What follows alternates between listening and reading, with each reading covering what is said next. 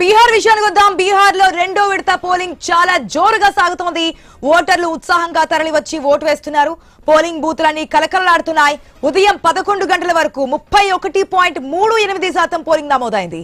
అంటే 11 గంటల వరకు చూసుకుంటే ఈ పోలింగ్ నమోదైంది. ఎన్నికల బరిలో మొత్తంగా 1300 అభ్యర్థులు పార్టిసిపేట్ చేస్తున్నారు. అభ్యర్థులు ఉన్నారు. నామినేషన్ వేసిన వాళ్ళలో 20 జిల్లాలోని 122 నియోజకవర్గాల్లో పోలింగ్ జరుగుతుంది. మొదటి విడతలో 121 నియోజకవర్గాలకి పోలింగ్ జరిగింది.